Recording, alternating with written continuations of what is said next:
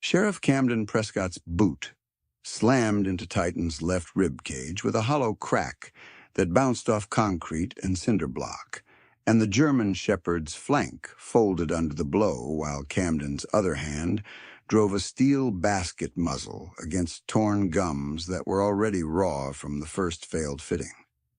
Titan did not yelp.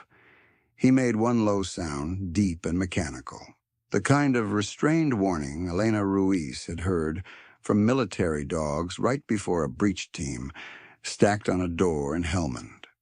Camden twisted the buckle tighter anyway, knuckles white, jaw set, expensive watch flashing under the fluorescent lights as if this were paperwork instead of pain.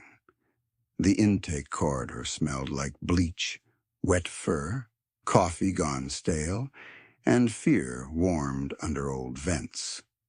A clipboard clattered to the floor near Kennel Bay 3. Nobody bent to pick it up. Elena moved before she thought. Her hand caught Camden's sleeve at the elbow, fingers digging into tailored fabric that had no business in a county intake corridor at 3:07 a.m. "Stop," she said. Camden turned with the speed of a man who had never been checked and never expected consequences. His forearm knocked her wrist away. His left hand came up. Fingers closed around her throat. Thumb under jawline. Middle finger grinding into the side of her windpipe. He shoved her backward until her heels skidded on concrete, and her shoulder blade struck the painted wall hard enough to rattle the framed evacuation map. Only air mattered, and she could not get it. She clawed at his wrist. Thin fingers, strong grip, no leverage. He was taller by almost a head, broad from private trainers and clean meals and a life that had never required sleeping in body armor. His breath smelled faintly of mint and whiskey. His voice stayed calm, almost bored. "You don't touch me," he said. "You don't touch my operation." Titan's ears pinned flat. His body locked. A growl rolled up from his chest, quiet at first, then fuller, like thunder still behind hills. Camden snapped his head toward the dog and kicked him again, this time lower, near the old scar line on the left hip, where shrapnel had once torn through muscle in Kandahar. The sound came first, impact on bone and tile. Elena saw stars at the edge of her vision. Training flashed without invitation. Assess airway, stabilize spine, control bleeding, secure scene, Hellman drills, night convoy drills, casualty drills she could perform in her sleep. None of it changed the fact that a county sheriff's hand was compressing her throat while 31 witnesses watched. 31.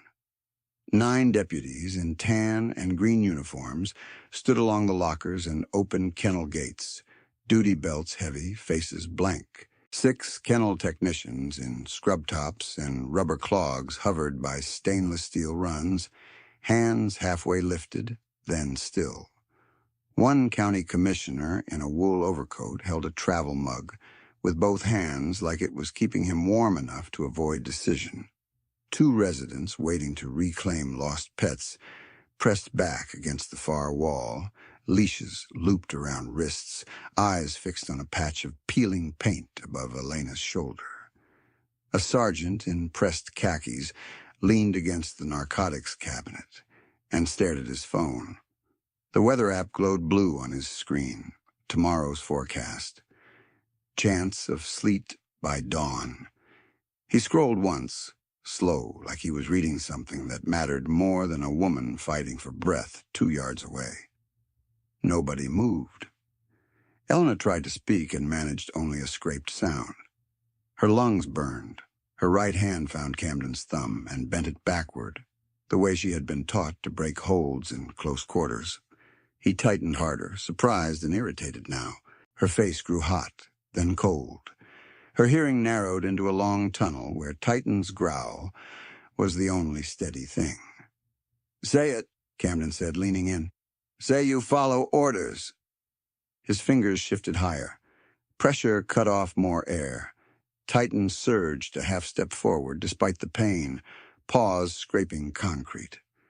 The leash line snapped taut in a deputy's hand.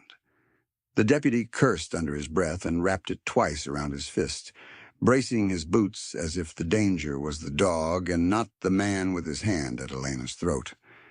Camden laughed once, a short, ugly sound. "See," he said to the room. This is why every K-9 gets muzzled. Liability." No one answered him. Above the corridor door, red camera lights blinked in steady rhythm. Intake camera 1. Intake camera 2. Chain of custody camera over evidence lockers. The county installed them after a budget hearing and never expected them to matter at 3:07 a.m. Elena saw them through a blur and thought, hold on. If it is on camera, it exists outside this hallway. She tried to nod to the nearest deputy, to anyone.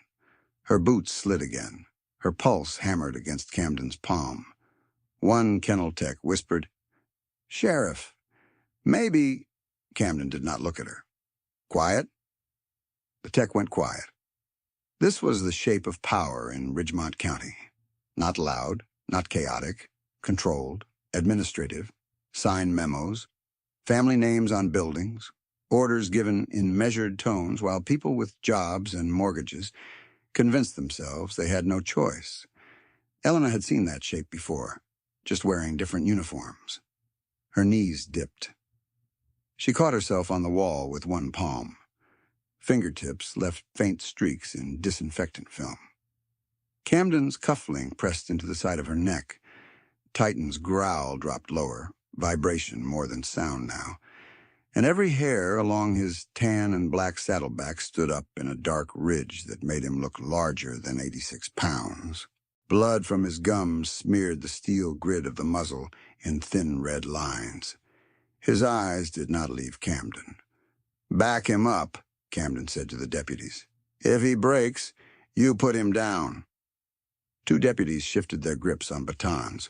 One unholstered a taser and pointed it at Titan's chest. His hand trembled. Elena felt the corridor tilt. She thought of Mateo asleep at home with his inhaler tucked under his pillow because he believed monsters could not find medicine. She thought of her sister's laugh in a kitchen that no longer existed. She thought of all the forms she had signed promising to advocate for every patient with no exceptions, including dogs whose records listed deployments instead of owners. Camden's thumb drove under her jaw again. Her vision narrowed to two things: the blinking red camera light and the glint of steel at Titan's mouth. Then the security door at the end of the corridor buzzed.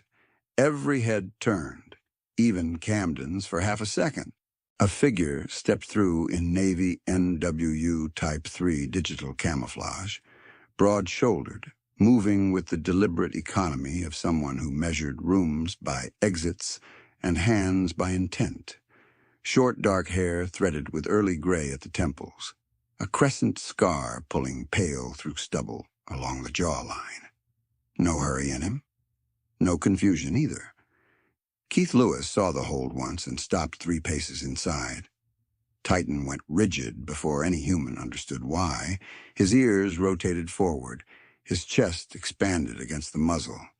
The growl changed key, not louder, just certain, and Elena felt the shift move through the hallway like pressure before a storm front.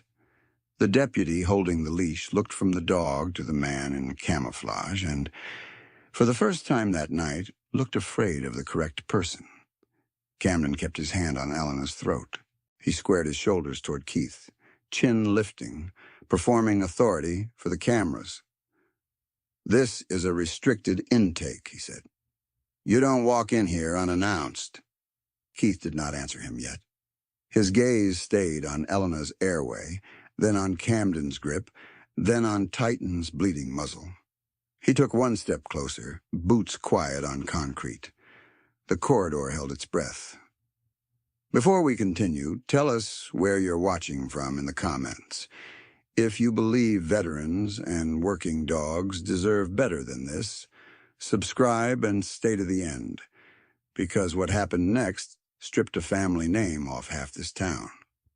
The request hung over the corridor like a held breath, And then Titan moved. It was not a lunge.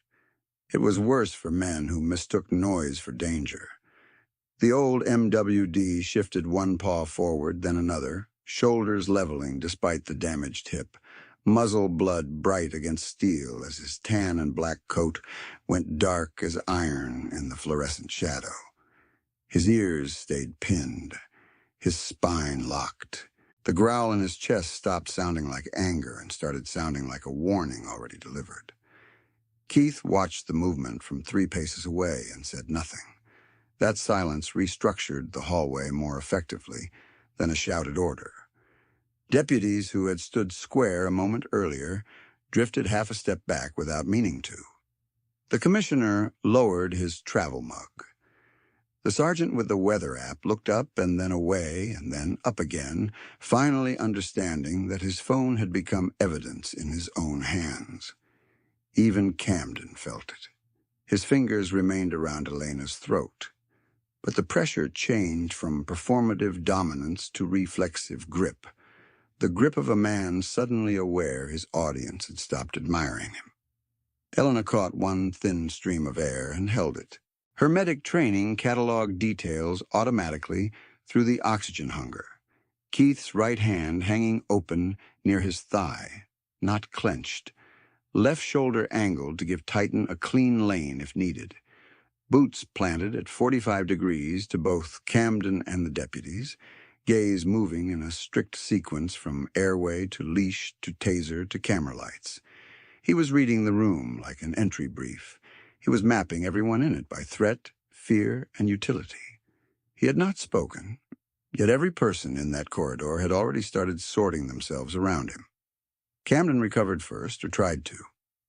He lifted his chin and widened his stance, expensive leather jacket pulling at the shoulders, the sheriff's star catching harsh, white light. "You're out of your lane, Lewis," he said. "This is county protocol." Keith's expression did not shift. The crescent scar on his jawline made his face look carved from older fights and poorer light. Titan made one deeper note in his throat. A deputy near Kennel Bay 3 swallowed hard. "Sheriff," he said quietly, "maybe let Dr. Ruiz—" Camden cut him off without looking. "Hold that dog." The deputy with Titan's leash tightened both hands around the line. His forearms trembled against 86 pounds of trained restraint. Titan did not pull. He simply stood, chest expanding in measured cycles, eyes locked on Camden's hand at Elena's neck. Every person there felt the terrible discipline in that stillness. This was an animal in pain, bleeding at the gums, kicked near an old combat wound, and he was still waiting for command. Nobody in that hallway deserved that level of control. Elena's vision narrowed again, then widened at the edges in sharp bursts. She tracked Camden's thumb angle under her jaw, estimated tracheal compression, and shifted her weight 2 inches left to reduce pressure. Her right hand found his wrist and pressed the radial tendon hard enough to sting. His grip faltered for less than a second. She used it to pull one fuller breath, and the burn in her lungs turned from white panic to manageable fire. Keith saw the breath and tilted his head once, the smallest nod. It was not encouragement. It was a field confirmation. Still viable. Camden noticed the exchange and flushed dark across his cheekbones. He was used to speaking a room into obedience, used to inherited authority functioning like gravity. The family name was on the trauma pavilion, where Elena had worked doubles. It was on the courthouse annex, where county contracts disappeared into closed sessions. It was on the gym where deputies held charity drives in front of cameras. For 29 years, that name had acted as armor. In this corridor at 3:07 a.m., under red recording lights, it started to look like a label on a file box. "You all hearing me?" Camden snapped, voice rising. "He has no authority here." No one answered him. The kennel tech, who had whispered before, took one careful step toward the wall-mounted panic button and then stopped, eyes flicking to the sergeant for permission that never came. Two residents with reclaimed pets stood frozen near intake door 2, one clutching a blue leash with a trembling hand while a beagle pressed against her legs and whined softly at the smell of fear and disinfectant. The commissioner's jaw worked like he was chewing words he did not intend to say out loud. Keith shifted one step closer. Concrete gave a soft scrape under his boot. Now he was close enough that Camden had to turn his head to keep him in view while still controlling Elena. The geometry became unstable. Camden's shoulders were no longer square. His right side drifted open. The baton on a deputy's belt bumped the metal kennel gate with a sharp clink that sounded too loud in the hush. Titan's ears rotated forward. His body went rigid again, this time with an edge that traveled through the leash and into the deputy's wrists like a current. The deputy cursed under his breath and looked to Keith as if permission could flow backward through rank that no longer existed on paper. Keith did not look at him. He watched Camden's hand and Elena's airway and the camera light blinking over evidence lockers in exact rhythm. Blink, blink, blink, proof collecting itself. Camden drew breath to speak again, probably to invoke his father, probably to make ownership claims that had worked in boardrooms and campaign dinners and locker rooms full of men paid to nod. The words stalled when Keith finally met his eyes. No threat crossed Keith's face. No anger either. That was what unsettled Camden most. This was not emotional conflict. It was outcome recognition.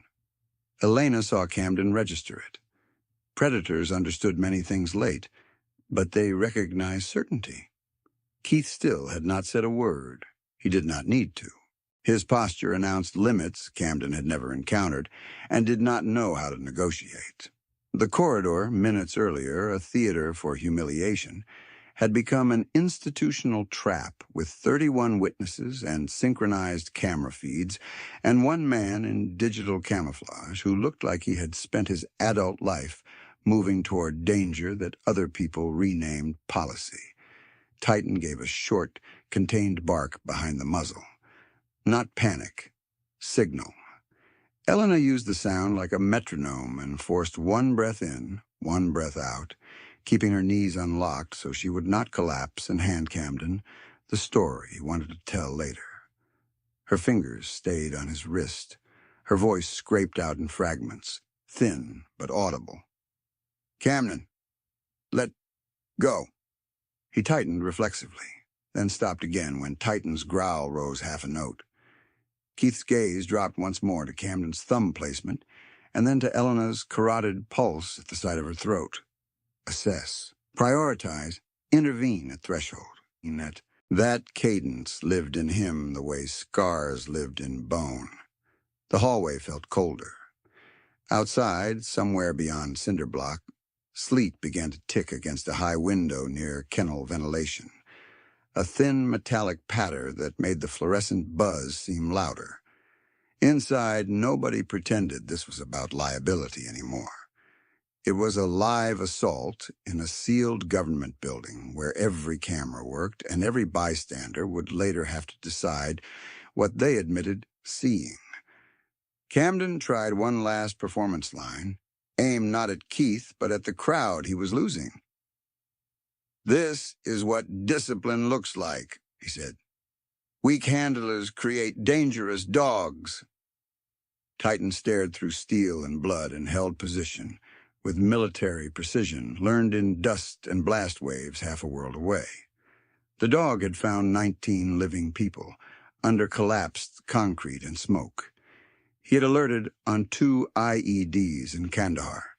He had stood over wounded Marines until medevac rotors cut the night open.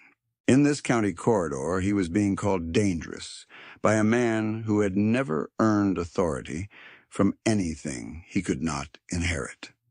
The room knew the truth. No one said it yet. And while that moment sat on the knife edge, frozen between command and consequence, The room itself seemed to choose what it would remember. No one spoke. No one looked at the floor anymore. The red camera LEDs over intake and evidence cast tiny pulses across badge metal and wet concrete, patient as metronomes, turning every second of silence into record. What had started as one man's show of control had become a ledger writing itself in real time. A hand on a throat, a kicked service dog held in restraint, deputies primed for force, officials watching. Even the people who had done nothing could feel the shape of what came next, extending beyond this corridor, into reports, retention logs, internal affairs interviews, county meetings where words like protocol and liability would be forced to stand next to what 31 pairs of eyes had already seen.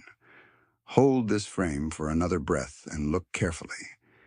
Elena's right shoe had come loose at the heel, white sock showing above a scrub pant cuff marked with iodine stains from an earlier emergency she had handled alone. A faint bruise yellowed along her forearm, where an anxious mastiff had jerked against restraint 2 nights earlier. Her stethoscope lay 2 yards away near a tipped clipboard. Diaphragm cracked from impact when Camden slammed her to the wall. In her left pocket sat a folded note from Mateo written in block letters. "Remember my inhaler after work." That was who she was fighting for, while oxygen narrowed to a thread. Keith's uniform was clean but not new, sleeves faded at the elbows, name tape stitched and restitched where repeated wash cycles had frayed the edge. His hands carried old cuts across the knuckles and a burn mark near the thumb webbing from a breaching charge gone wrong years before. He had the bearing of a man who slept in 90-minute fragments and checked exits in every room without thinking. Silence had not healed him. It had sharpened him. Titan's left hind leg trembled once and steadied. Along his hip, beneath the coat that turned gold in sunlight and dark as iron in shadow, scar tissue pulled tight where shrapnel had torn through during a compound breach. The steel basket muzzle sat wrong against his face because it had been forced and cinched in anger, not fitted by protocol. Blood dotted the lower bars and dripped in thin lines to the concrete, where each drop spread into a small red coin before dulling brown at the edges. Across from them, Camden wore $400 sunglasses, pushed up on his head, though it was still night, a sheriff's jacket tailored too precisely for county issue, and a watch that cost more than one Kennel Tech made in a month. His jaw was tight now. His eyes moved too often. He was calculating for the first time that the Prescott name might not protect him inside a recording corridor with state retention requirements and a man in front of him who had already stopped seeking permission. The bystanders completed the picture.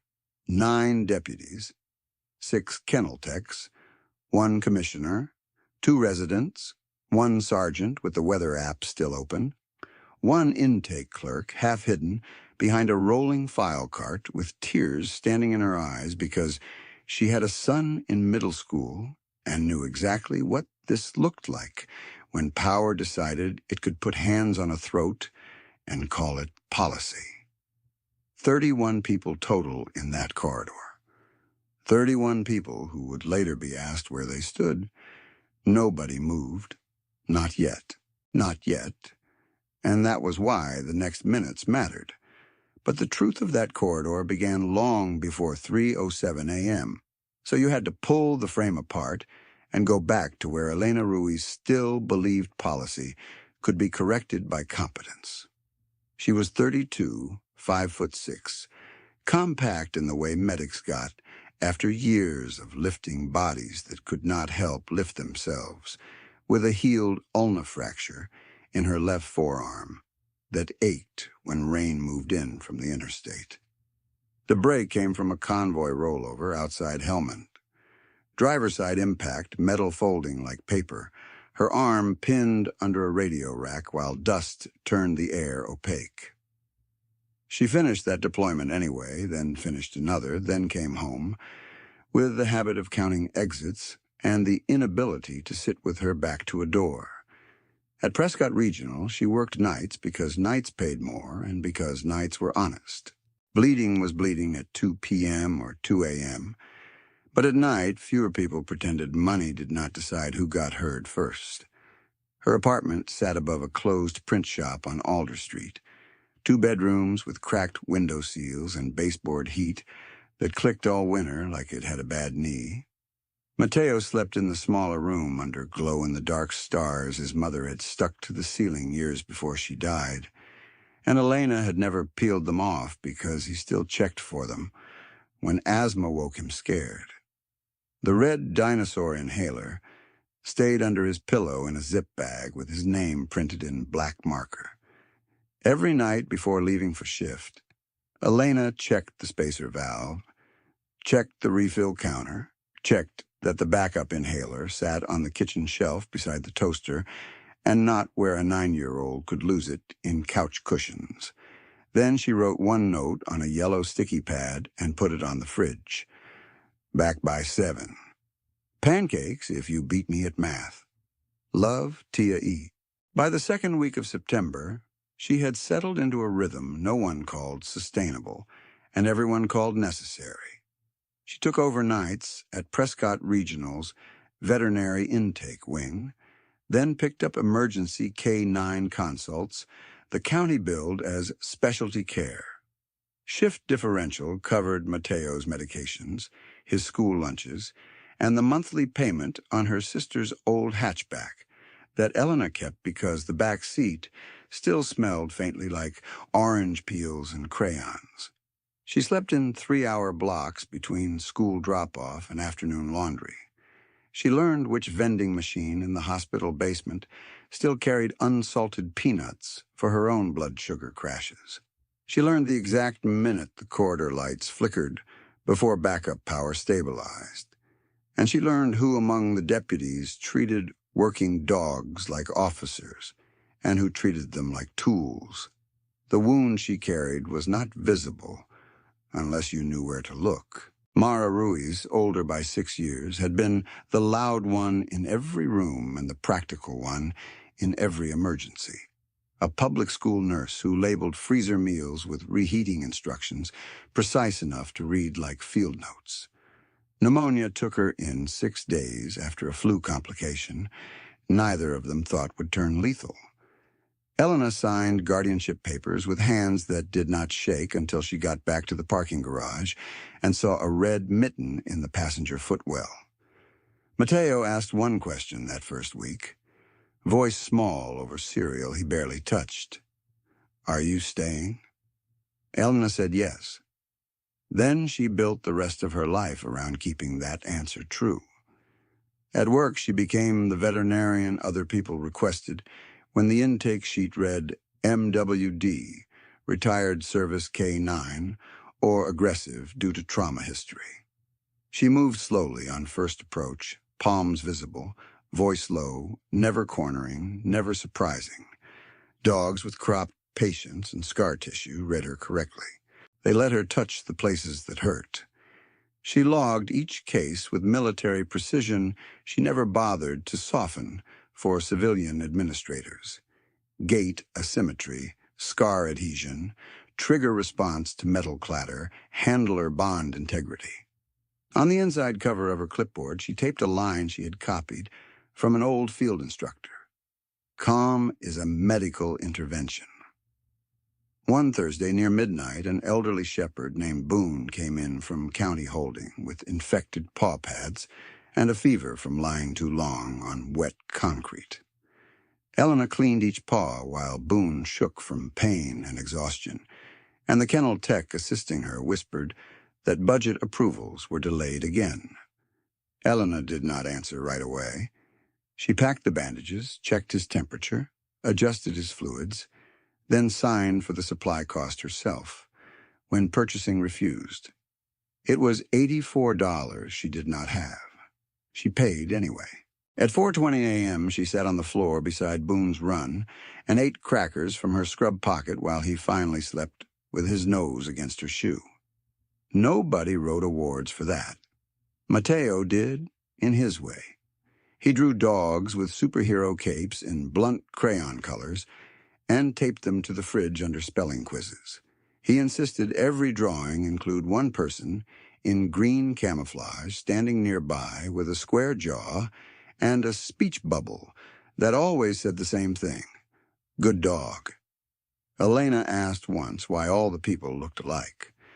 Mateo shrugged and said, "Because they show up when everyone else freezes." She did not know then how literal that answer would become. Her own army years stayed mostly compartmentalized until weather changed or metal slammed unexpectedly. Then Hellman came back in sensory fragments. Diesel breath in the cabin, the scream of twisting suspension, her forearm giving way with a clean, wet snap she felt before she understood. She had stitched other people while swallowing pain and morphine nausea, and done her charting one-handed against a plywood wall. That memory made county politics look small, but small things still killed when they stacked. One ignored complaint, one delayed refill, one order signed by someone who never held a life in his hands. 3 days before the corridor incident, she called Mateo from the staff lot on her meal break and listened to him read a chapter from a school library book about volcanoes. He stumbled on the word igneous, laughed, corrected himself, and asked if she would be home for breakfast. She looked at the clock, then at the intake board filling with new cases, and said yes because she had stopped making promises she might not keep. He slept with the dinosaur inhaler under his pillow that night, too. If you wanted to understand why she reached for Camden's sleeve later, that was the answer. Not recklessness, not ego. Pattern recognition and oath. She had seen what happened when decent people looked at rank and decided someone else would intervene. She had watched good medics lose patience while waiting on permissions that arrived 5 minutes too late. In Ridgemont County, she saw the same machinery in cleaner clothes. Camden Prescott grew out of that machinery like a polished blade no one admitted was sharpened. He was 29 when the county board appointed him sheriff after a closed session vote that lasted 14 minutes. Merit had never been part of the file. His father, Graham Prescott, developed half the commercial parcels on the east side, including the warehouse district by the rail spur and the mixed-use complex that displaced 3 family-owned shops in 1 quarter. His mother, Lillian Prescott, chaired Prescott Regional's governing foundation and had her name etched in brass over the trauma pavilion doors, large enough to read from the ambulance bay. The Prescott surname sat on the courthouse annex in letters taller than a child, and on 2 high school gyms where campaign banners went up every election cycle. Camden learned early that ownership could be performed as language. "My father owns this county," he said when contracts were questioned. "My father owns this county," he said when a deputy asked for written policy before changing K-9 procedures. "My father owns this county," he said when Elena flagged sedation irregularities in 2 evidence dog intake logs and requested an audit trail. He did not shout, he announced. Declarative voice, slight smile, expensive watch face catching light while people around him did the math of mortgage, tuition, retirement account, and risk. By late September, he had assembled a command staff that confused loyalty with silence. Promotions favored deputies who did not file friction notes. Training memos arrived without author signatures but carried his directives in unmistakable language. Heightened compliance standards, handler discretion, suspended pending review, all K-9 units to report for mandatory restraint assessment. The phrase sounded bureaucratic enough to pass in email chains. On concrete floors, it meant steel basket muzzles tightened beyond fit, dogs held down for optics, handlers sidelined if they objected. He filmed parts of those sessions on his phone. Not official body cam footage. Vertical clips, close angle, his own voice narrating as if he were documenting leadership. In one video that later surfaced, a shepherd pawed at a too-tight strap while Camden laughed off camera and said, "Liability management." In another, he zoomed on a handler's clenched jaw and wrote the caption, "Discipline problem solved," before sharing it to a private group chat with 3 local donors and 2 reserve deputies who answered with thumbs-up emojis and fire icons. Cruelty became performance, and performance became policy. The protection network was not hidden. It was distributed. Complaints routed first through internal review, where Camden's appointee controlled intake categories. County Council delayed disclosure requests as incomplete. The commissioner who should have demanded hearings asked for context packets and then never scheduled agenda time. Hospital administration, chaired by Lillian Prescott, framed veterinary concerns as a resource allocation disputes rather than welfare violations. By the first week of October, people in the intake corridor had learned the survival posture. Eyes down, neutral tone, do your shift, go home.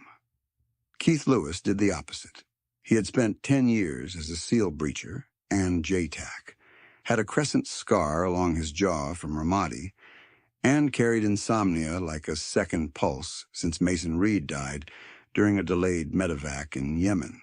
After separation from active duty, silence in civilian life felt to him like incoming fire without direction, so he accepted a County K-9 handler post because work with dogs gave his hands a mission and his nights a structure. Titan came with him from that world. 8 years old, 86 pounds, tan and black saddleback that turned gold in sun and dark as iron in shadow, 19 live finds, 2 IED alerts in Kandahar, left hip scarred from Taliban shrapnel during a compound breach. Camden's universal muzzle order landed on Keith's desk at 6:42 mornings before the corridor assault. He read it once, then again. Liability language, 0 clinical consultation, immediate compliance required, non-compliance subject to suspension. Keith walked to records, copied the order, attached prior incident notes, attached veterinary observations from Elena and 2 other clinicians, attached screenshots of procurement invoices showing an abnormal bulk purchase through a vendor tied to Prescott Development storage contracts. He forwarded the packet to state oversight under protected whistleblower provisions, time-stamped and encrypted. Then he walked to the front office, removed his badge, and set it on the duty counter. "I'm done," he said. The desk sergeant stared at him. "You're resigning over a muzzle memo?" "Over a chain," Keith said. Titan sat at heel, silent, eyes on Keith's hand. By the 3rd day after that resignation, Camden believed he had won. The sheriff's office circulated a short statement praising standardized safety measures. Deputies repeated the talking points in hallways. The commissioner sent no objections. The building kept running. And at 3:07 a.m. in county intake, Camden put his hand around Elena Ruiz's throat under active cameras because men protected by systems eventually mistake impunity for law. He still thought the system belonged to him when the security door buzzed and Keith stepped through. The security door sealed behind Keith with a magnetic thunk, and he did what years of breaching had trained into muscle before thought. Counted bodies, counted hands, counted exits, counted lies. Camden's hand was still on Elena's throat. Titan's blood was still on steel. The red camera lights were still blinking in clean, indifferent rhythm. Keith's pulse did not spike. It narrowed. That was how it always happened now, a tunnel opening in him the moment violence turned deliberate. He had been 23 in Ramadi when a stairwell charge blew early and painted concrete dust inside his mouth like chalk. The blast had thrown him into a wall hard enough to split skin from his jaw to his chin, and he remembered two details with perfect clarity even now. His own blood dripping off the step edge in regular taps, and Mason Reed's hand on his plate carrier, dragging him down one flight while rounds cracked overhead. Mason had laughed later in the aid station, called him movie star ugly, told him scars made men look honest. Keith wore that crescent scar still. Mason wore nothing now. The corridor in Ridgemont smelled like bleach and fear, but Keith could still catch phantom notes from Yemen when he looked at an airway under pressure. Jet fuel, hot metal, clotting blood, the sour edge of panic in a medic's breath. Mason Reed had bled out on a litter sled because medevac was delayed 19 minutes by command confusion and weather reroute.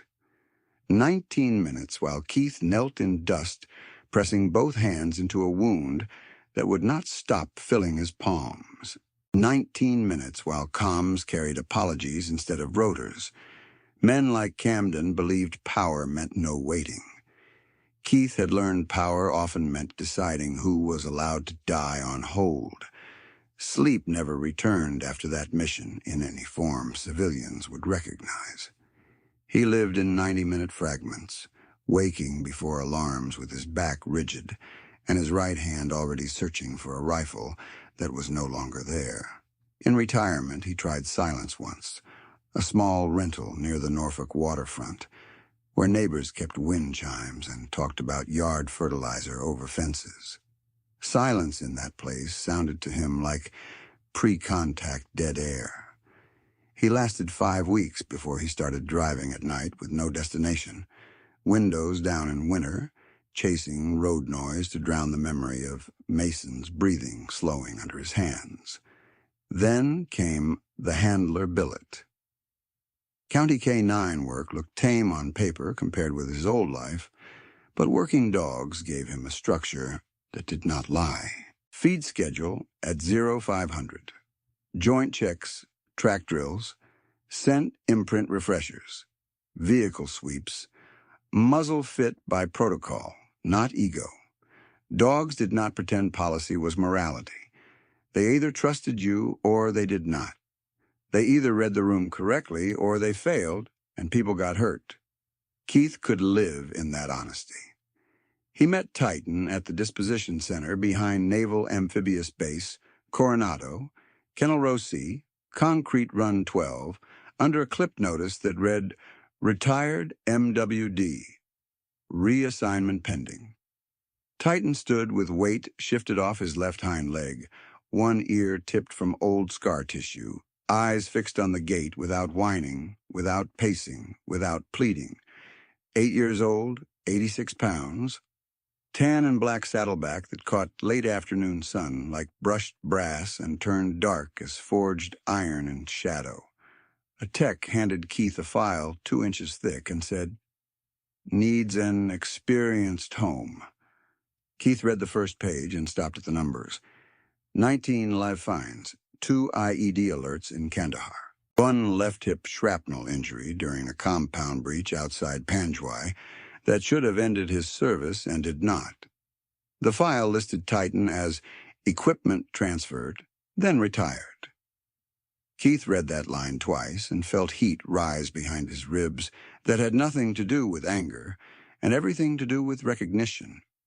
Men in offices had once called Mason Reed a resource allocation too. Paper-made sacrifice sound replaceable. Keith signed initial interest forms before he finished the packet. The adoption fight lasted 11 weeks. A contractor tied to county procurement tried to claim Titan for private security consulting. A donor with Prescott connections filed a priority request through a sheriff's liaison who had never handled a deployment dog in his life. 2 signatures appeared on transfer paperwork that did not match the timestamp logs. Keith spent 3 mornings in legal offices with fluorescent lights humming above laminated posters about chain of custody, while administrators explained delay procedures in careful bureaucratic tones. He brought copies. He brought service records. He brought vet notes documenting Titan's hip maintenance and trigger profile. He filed objections under veteran handler continuity provisions and sent duplicates to state oversight before anyone could bury them in local review. He did not raise his voice once. On week 11, a civilian attorney with gray hair and old jump wings tattooed on his forearm slid the final approval across a desk and said, "You just outlasted people who expected you to quit." Keith clipped Titan's lead, crouched, and felt the dog press his forehead against his chest one hard second before stepping beside him, as if they had been moving in formation for years. That night, Keith slept 2 straight hours for the first time since Yemen. In the corridor now, with Camden's thumb still wedged under Elena's jaw, Keith watched Titan's breathing pattern through the blood-smeared basket and felt the old synchronization lock in.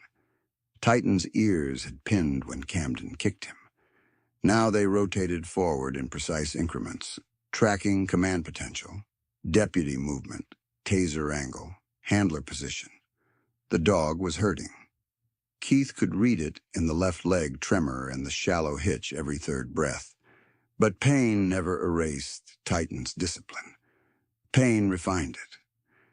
3 days earlier, when Camden's universal muzzle order hit Keith's desk, Titan had watched him read the memo without moving from his mat.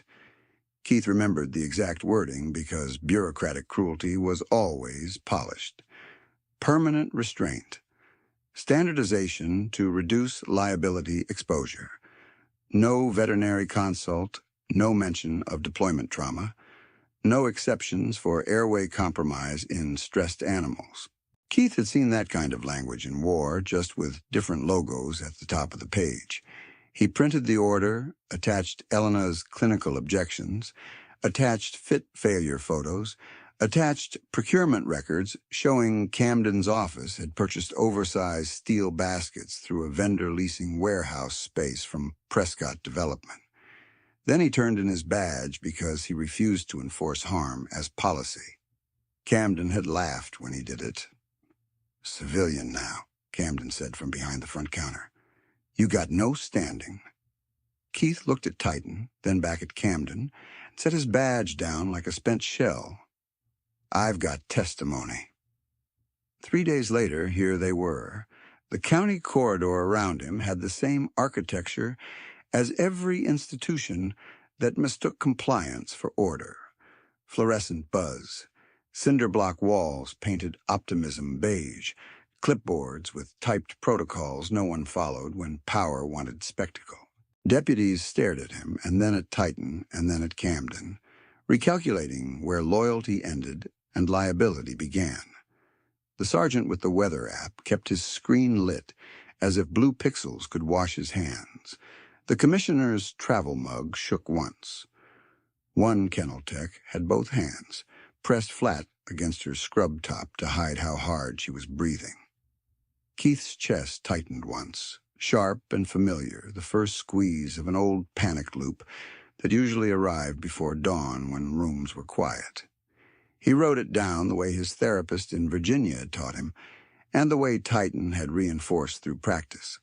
Identify 5 sensory points, anchor to present, choose action over memory, red camera, LED, wet concrete smell, Elena's shoe half off at heel, taser electrode glint, Titan's growl vibrating the leash line, present, locked in. He had promised himself after Mason that he would never again wait for permission while someone lost air. Across from him, Camden adjusted his grip like he was still in control of pace. He had no idea what Keith had already put in motion before surrendering that badge. Sealed evidence packet pre-filed with state investigators, timed release authorization if body cam footage, matched anticipated abuse pattern, witness list with names, shifts, and camera angles. Keith had built the case the way he used to build a target package, layer by layer, because institutional predators only understood force when force arrived as documentation they could not delete. Titan shifted 1 inch closer and stopped on command he had not been given aloud. That was the thing Camden and men like him never understood about working dogs. Control was not domination. It was trust built over repetition, over shared danger, over nights when one partner woke from a nightmare and the other pressed a warm weight against his legs until breathing slowed. Titan had watched Keith wake, choking on memories, and had climbed onto the edge of his bunk without invitation, paws braced, muzzle nudging his sternum until his heartbeat came back down. Keith had spent more nights speaking to Titan in the dark than to any human being. Not confessions, coordinates, simple truths. Left flank clear. You're home. Stand down. When Titan took shrapnel in Kandahar, he still finished the search pattern before collapsing at the breach point. Handler notes from that day were clipped in his file. MWD Titan maintained alert behavior despite blood loss. Located secondary pressure plate adjacent to interior stairwell. Prevented additional casualties. Keith had read that line so many times, he could recite it in his sleep. Prevented additional casualties. In another life, those words could have been written about Mason. In this corridor, they were about to be written again if anyone had the nerve to act. Elena made a strangled sound and got one partial breath. Keith saw her pupils react, saw carotid flush under Camden's fingers, saw the threshold approaching. The world narrowed to geometry and timing. 2 steps to contact. 1 command. 1 dog ready but contained. Multiple cameras running. 31 witnesses pinned between cowardice and consequence. Titan's left hind leg shook once more, then steadied. Keith did not look away from Camden when he lowered his hand, palm open at his side, the silent signal Titan knew better than any spoken word. Hold until release. Protect on mark. Trust me. Titan held. The old shepherd had found 19 people alive in collapsed concrete, flagged 2 bombs before they took legs off Marines, survived shrapnel and surgeries and bureaucrats who called him surplus, and he stood bleeding in that county hallway, waiting for a man he trusted to decide exactly when restraint became rescue. Forgotten heroes did not disappear. They waited for 1 moment, then changed the balance of a room. Keith drew 1 breath through his nose, tasted bleach and metal, and finally let his voice enter the corridor. Let go. Keith did not raise his voice, but the 2 words landed with the weight of a breaching charge, set clean and centered. Camden's fingers stayed at Elena's throat for 1 beat longer, as if he could hold the corridor in the old shape by refusing to move. He couldn't. Everyone heard the command and understood exactly who it was for. The deputy with the taser lowered his elbow 1 inch without meaning to. The commissioner's mug touched his thigh. A kennel tech near the stainless run covered her mouth and started crying silently. Camden sneered, trying to recover the room with contempt. You don't command me. Elena dragged in half a breath through a narrowed airway, pain bright behind her sternum, and Keith saw the delay in her swallow that told him bruising was already setting in. He catalogued her skin tone, shoulder position, hand strength on Camden's wrist. Viable, but fading. Titan tracked the same data in his own language. Ears forward, body locked, growl rolling low and steady through steel and blood. The old shepherd had done this in dust storms and breech smoke. A county corridor did not confuse him. At 3:08 a.m., sleet struck the high window in a faster rattle, and the sound folded into the fluorescent hum until the hallway felt like a sealed drum. The bystanders looked different now that Keith had spoken. Not neutral faces in uniform, but individual choices arranged in a line. Deputy Morales by Kennel 3 had his wedding band turned inward, and his jaw clenched hard enough to pulse.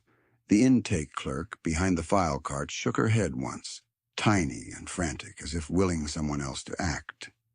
The sergeant with the weather app still in hand had stopped scrolling. The radar map sat frozen on blue and green bands while a woman fought for air in his peripheral vision. 31 witnesses, 31 future statements. 31 people who could no longer claim they thought it was training. Camden shifted his stance to square on Keith, still keeping Elena pinned with his left hand. "This is Sheriff's authority," he said. "Protocol enforcement." Keith's gaze did not leave Camden's thumb under Elena's jaw. "Release her." 3 words this time. Still flat. Still final. Camden barked a laugh, short and brittle. "You resign. Remember? You're a civilian with a dog problem." Titan's ears rotated, then pinned, then rotated forward again in a tight cycle that Keith had seen only when threat and command competed in the same second. His body went rigid enough that the leash line sang against nylon fibers. A deep sound built in his chest, not loud, just layered. The acoustic signature of restraint at the edge of action. Keith dropped his open palm 2 inches beside his thigh. Hold. Titan held. Elena's fingers dug harder into Camden's wrist, nails whitening. Her left heel slipped, her shoe hung half off. She made a thin sound that might have been his name or might have been air scraping past pressure. Keith moved 1 step left to open an angle that kept Camden between him and the deputies, and every tactical memory he hated snapped into place with clinical calm. If Camden tightened again, Keith had 2 seconds before loss of consciousness risk increased. If the taser deputy panicked, Titan could take contact through the muzzle and still protect. If nobody in uniform moved, he moved first. He had promised himself no more waiting. Camden saw the shift and answered with volume. "Deputies, restrain him." Nobody moved. He looked from face to face, waiting for reflexive compliance that had always arrived before. It did not come. Morales stared at Camden's hand on Elena's throat, and then at the red camera light over evidence lockers. The deputy with the leash swallowed and eased 1 boot back, not advancing, not obeying, just creating distance from what came next. The commissioner opened his mouth, closed it, and finally set his travel mug on the floor as if both hands needed to be visible when investigators asked later where he had stood. "This is an order," Camden snapped. "My father owns this county." The sentence hit concrete and stayed there. Keith had heard that line in every version already, in briefing rooms, in procurement emails, in hallway threats dressed as policy. He did not blink.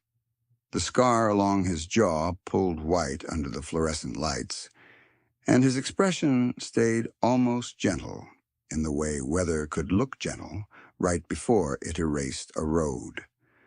Camden's confidence faltered at that stillness. Men like Camden understood rage. They did not understand decision. "Your father," Keith said, "can't breathe for her." Elena heard that through the rushing in her ears and found 1 cleaner inhale. Just 1. Enough for her medic brain to restart in full sequence. Airway compromise, external pressure, potential laryngeal injury, witness-rich environment, camera coverage confirmed. She shifted her right hand from tendon pressure to Camden's thumb base and twisted with the little strength she had left. Camden cursed and regripped, but the hold slipped lower for a fraction of a second. Keith saw it and felt Titan gather under the leash like a spring compressed by training, not rage. A kennel tech spoke up from the wall, voice shaking. "Sheriff, she needs oxygen." Camden whipped his head toward the sound without releasing Elena. "Shut up." The tech flinched but did not go quiet this time. "Camera 2 sees everything," she whispered, louder than before. Keith marked her face. Witness willing, useful later. He marked Morales too, and the intake clerk, and the sergeant whose phone hand had started trembling now that someone else had said what everyone knew. The corridor had crossed a line from private coercion to documented felony. Even the cowards could feel the legal architecture closing around them. Titan gave one contained bark behind the muzzle, then lifted. He rose onto his hind legs with controlled precision, front paws hovering just off concrete, chest broad, eyes fixed on Camden's hand at Elena's throat. No lunge, no snap. A vertical warning shaped by thousands of repetitions in training yards and combat lanes. He looked bigger than 86 pounds. He looked like consequence given muscle and memory. Blood striped the basket muzzle, and the old hip scar pulled under his coat, but he held the rise steady, waiting for Keith's release that did not come. Camden's pupils widened. For the first time, he looked less at the badge tapes and uniform fabric and more at Keith's eyes, trying to find uncertainty there, some bargaining point, some fear he could exploit. He found neither. What he found was the calm of a man who had spent years entering rooms where hesitation got people killed and had learned to choose an ending before anyone else admitted there would be one. Camden's throat worked. His hand on Elena loosened by a measurable degree. "Call him off," Camden said. "Let her go," Keith said. 2 commands, same answer. Camden's gaze flicked to Titan's muzzle and back, trying to reassure himself with steel bars and county policy.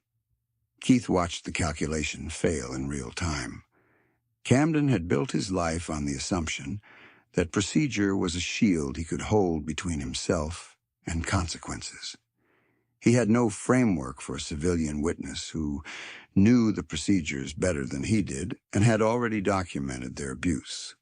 He had no framework for a dog that obeyed discipline under pain while the deputies around him could not obey conscience under pressure. Elena got another breath and forced words through the bruise forming at her throat. "Camden. Release." He squeezed once more out of reflex, then stopped when Titan's growl rose into a low, rolling thunder that vibrated the metal-run doors. The deputy on leash duty nearly lost his grip, then recovered and looked at Keith, eyes wide, asking a question without speaking. "How close are we?" Keith answered with a tiny downward cut of his fingers. "Hold him. No strike." The deputy nodded, shocked to find himself following the only command in the corridor that sounded like it valued life. Camden tried one more threat, voice cracking at the edges. "I can bury you both in charges." Keith tilted his head, almost curious. "Try." That one word stripped the room bare. Morales moved first, stepping away from the wall and speaking directly at Camden, voice hoarse but clear. "Sheriff, release Doctor. Ruiz now." He glanced at the nearest camera, then back. "For the record, that's a direct safety order." The sergeant with the weather app finally pocketed his phone and added, "You need to stand down, Camden." Too late to be brave, but on record was on record. Camden's mouth opened. No words came. The Prescott script had failed him line by line. Keith took one final step into contact range. Not touching, not rushing, just occupying the space where bluff ended. Titan remained upright for another second, then dropped cleanly back to all fours on Keith's subtle hand cue, never taking eyes off Camden. The controlled descent did more damage to Camden's nerve than any bite could have. It proved the dog was not chaos. It proved Keith owned the pace. "Last warning," Keith said. "Hands off." Camden looked around for rescue and found only witnesses. Deputies with squared shoulders now. Techs no longer staring at the floor. A commissioner standing empty-handed beside his abandoned mug. Elena still upright, still fighting, still watching him with the hard focus of a medic who had treated men with worse injuries than his ego. Above them, camera lights blinked without mercy. He understood then. Not fully, not morally, but tactically. He understood that he was no longer directing a compliance exercise in a forgotten hallway. He was a man on camera, with his hand on a doctor's throat, facing a former SEAL who had already turned badge and rank into testimony, beside a decorated MWD bleeding through a forced muzzle that procurement records could trace. He understood that every name he planned to invoke had become discoverable paperwork. Camden released Elena. She staggered forward, coughing hard, and Keith caught her at the elbow long enough to keep her on her feet, then shifted her behind his left shoulder, without taking his eyes off Camden. Titan pivoted with them, placing his body as a barrier line, muzzle still on, posture rigid, breath harsh but controlled. Elena pressed fingers to her neck, testing swelling, and whispered through raw pain, "Airway intact. Bruising. I'm okay." Keith gave one short nod. Camden took a half-step back and hit the cinder block wall with his shoulder, surprise flashing across his face, as if concrete itself had betrayed him. He looked smaller there, expensive jacket wrinkled, sunglasses still useless on his head at 3 a.m. The room held him in place with nothing but attention. He tried once more, quieter now. "You just made a mistake." Keith's expression did not change. "No," he said. "You did." Titan's ears stayed forward, his body coiled but disciplined, and Camden stared at handler and dog as the first true fear of his life settled in his eyes, the fear of a man finally meeting someone he could not command, threaten, or buy. The fear stayed in Camden's eyes for less than a second. Then he reached for the only weapon he had left. "Morales," he said, voice sharp again. "Detain him. Now." Morales did not move toward Keith. He stepped toward Camden instead. Palms visible, duty camera pointed square at the sheriff's chest. "Hands where I can see them," he said. "For the record, Dr. Ruiz reports airway injury, and you used force on a restrained service K9. The corridor made a new sound then, small but decisive. The intake clerk behind the rolling file cart pressed the wall panic button she had hovered near for 10 minutes. A high tone chirped twice, and a red strip light over the evidence lockers turned solid. Camden heard it and swore under his breath. "Who hit that?" "I did," the clerk said, voice shaking but clear. "It pushes duplicate footage to county archive and state retention." The sentence landed harder than any shove. Keith kept Elena behind his left shoulder while Titan held the barrier line, chest heaving, blood drying in dark threads along the steel basket. Elena's fingers still rested against her throat, checking swelling, checking pain response, doing medicine on herself because no one else had. Her stethoscope lay near Kennel Bay 3, where Camden had knocked her into the wall. The cracked diaphragm reflected the ceiling lights like a broken coin. At 3:11 a.m., the security door buzzed again. 2 state investigators entered first, navy windbreakers over plain clothes, badges clipped high. Behind them came a uniformed state trooper and a county judge's night clerk, carrying a sealed envelope in a plastic sleeve. The lead investigator, Nora Bell, looked once at Elena's neck, once at Titan's muzzle, and then fixed on Camden. "Sheriff Prescott," she said, "we're serving a judicial warrant on your person, your phone, and all K9 policy records issued in the last 30 days. Camden laughed, thin and brittle. "At 3 a.m? Bell held up the envelope. "Duty judge signed at 2:42. Trigger packet was pre-filed and activated by live incident flag from this facility." His head turned toward Keith so fast the sunglasses on his hairline slipped and hit the floor. No one bent to get them. Keith said nothing. Bell nodded to the clerk, who read the warrant language aloud, in a steady legal cadence that turned family influence into searchable categories. Assault in office, obstruction of operational K9 readiness, evidence tampering inquiry, cruelty review under service animal statute, Every camera caught every word. Camden opened his mouth twice and found no line that worked.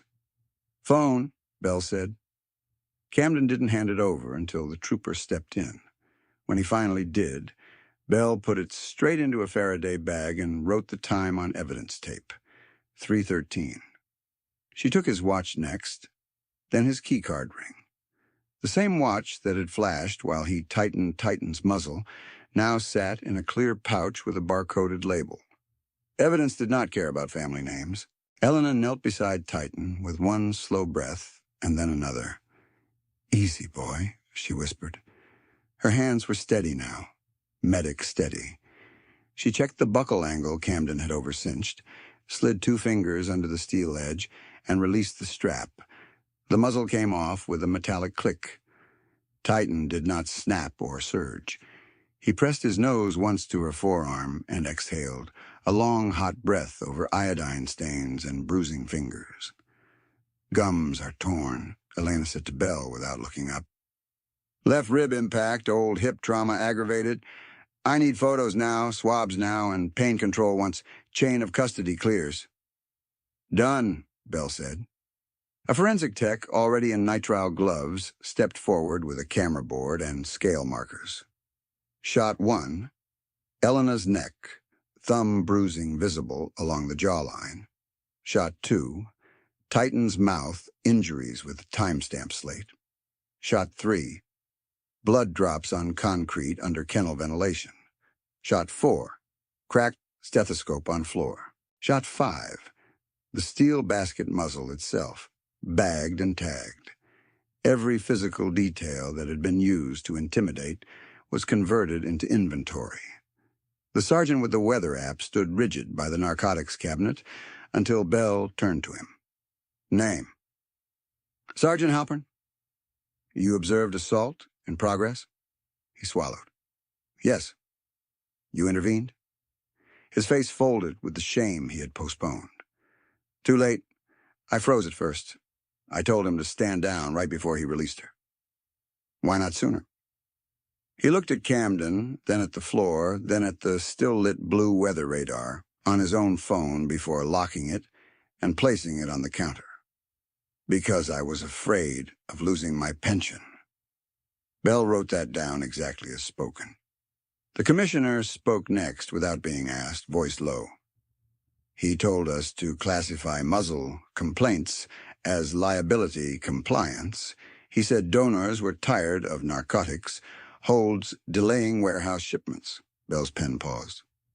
"Which warehouses?" "East Rail District." "Properties under Prescott Development leases." That thread tightened fast.